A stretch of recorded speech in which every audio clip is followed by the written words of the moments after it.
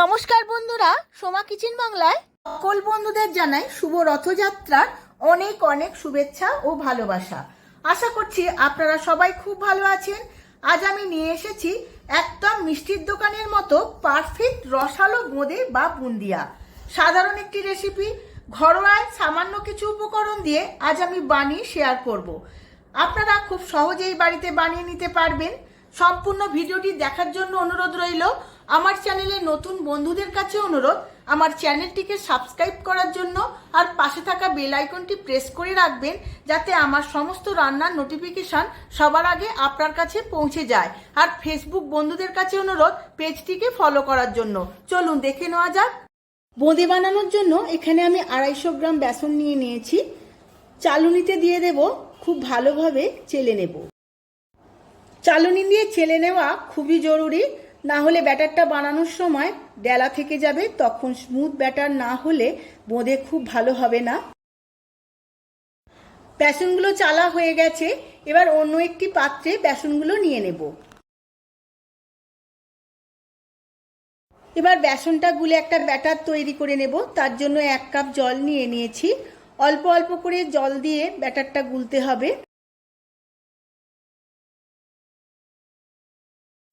ব্যাটারটা 5 মিনিট খুব ভালোভাবে ফেটিয়ে নিতে হবে। ব্যাটারটা 5 মিনিট ফেটানো হয়ে গেছে। এবার এর মধ্যে দিয়ে দেব সাদা তেল। আপনারা চাইলে সাদা তেলের বদলে ঘিও দিতে পারেন। তেলটা দিয়েও আরো 2 মিনিট খুব ভালো করে ফেটিয়ে নিয়েছি। দেখুন বন্ধুরা, ব্যাটারের থিকনেসটা এই রকম হবে, খুব ঘনও না খুব পাতলাও না, একদম ঠিকঠাক হয়েছে ব্যাটারটা। বোঁদেগুলো ভাজার জন্য ব্যাটারটা একদম পারফেক্ট হয়ে গেছে। এবার এইভাবে 10 মিনিট রেস্টে রেখে দেব। এবার আমি কড়া বসিয়ে নিয়েছি, বোঁদের শিরাটা বানিয়ে নেব। তার জন্য আমি এখানে 2 বাটি চিনি দিয়েছি। 2 বাটি চিনির মধ্যে আমি 1.5 বাটি জল দিয়ে দেব।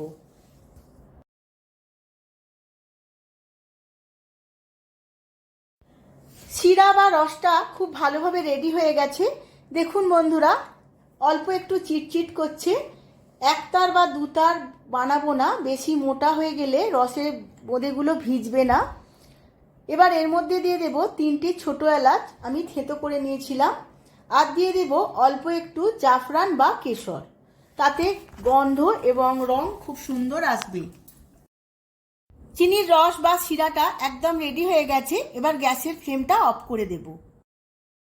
এবার এর মধ্যে দিয়ে দেব অল্প একটু পাতিলেবুর রস। পাতিলেবুর রস দিলে চিনির রসটা জমে যাবে না।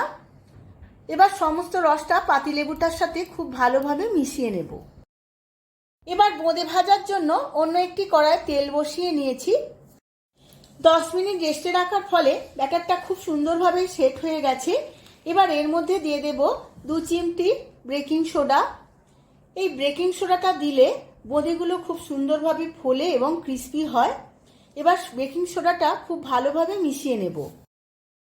ব্যাটারটা রেডি হয়ে গেছে। এবার অল্প পরিমাণ ব্যাটার আমি একটা অন্য পাত্রে তুলে নেব।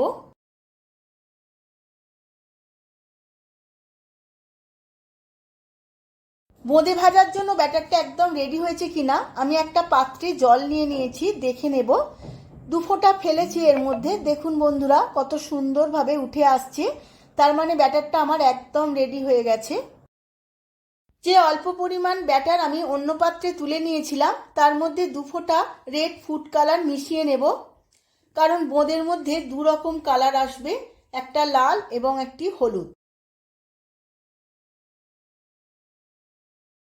দুটো ব্যাটারি আমার রেডি হয়ে গেছে। অন্যদিকে তেলটাও গরম হয়ে গেছে, এবার ভেজে নেব। বোঁদেগুলো ভাজার জন্য এই রকম আমি একটা বড় দানার ছাঁকনি নিয়ে নিয়েছি।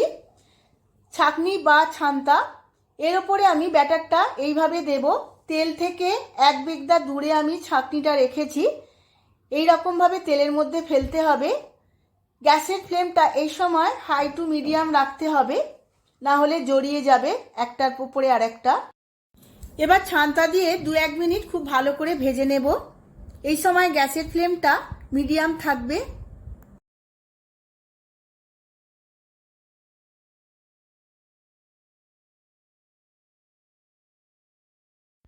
বোঁদেগুলো আমার ভাজা হয়ে গেছে। এবার ছাঁকনিতে করে তেল ঝেড়ে তুলে নেব। দেখুন বন্ধুরা কত সুন্দর গোল গোল হয়েছে। এইভাবে আমি বাকি বোঁদেগুলো ভেজে নেব। এবার আমি ছাঁকনিটা খুব ভালোভাবে ধুয়ে নেব।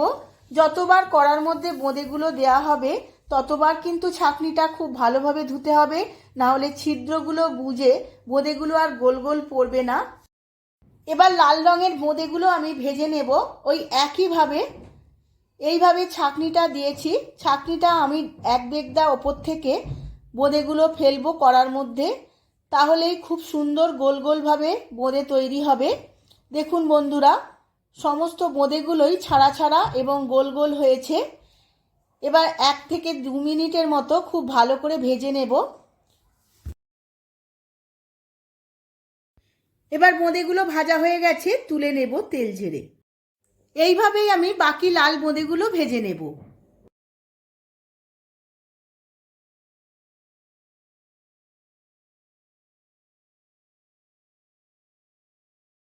দেখুন বন্ধুরা হলুদ এবং লাল সমস্ত বোঁদেগুলোই আমার ভাজা হয়ে গেছে। কত সুন্দর ফুলো ফুলো এবং ক্রিস্পি বোঁদে তৈরি হয়েছে। আপনাদের দেখানোর জন্য আমি আলাদা আলাদাভাবে ট্রেতে সাজিয়ে নিয়েছিলাম। এবার রসে দেওয়ার পালা। রসটা একটু গরম করে নিয়েছি, এর মধ্যে দিয়ে দেব 1 চামচ গাওয়া ঘি। কারণ বোঁদেগুলো হওয়ার পরে খুব সুন্দর একটা ঘিয়ের গন্ধ ছাড়ার জন্য আমি গাওয়া ঘিটা দিয়েছি। এবার ঘিটা খুব ভালোভাবে মিশিয়ে নেব গরম রসে। এবার সমস্ত বোঁদেগুলো এই গরম রসের মধ্যে দিয়ে দেব।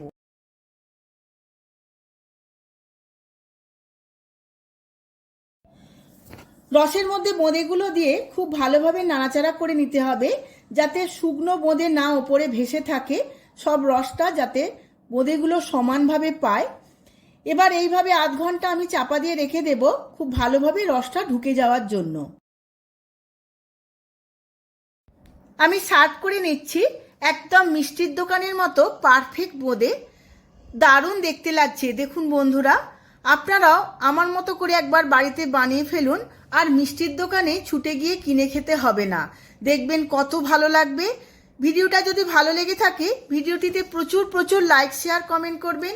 আজ তাহলে আসি, আবার দেখা হবে পরবর্তী ভিডিওতে নতুন আরও একটা রেসিপি নিয়ে। ধন্যবাদ।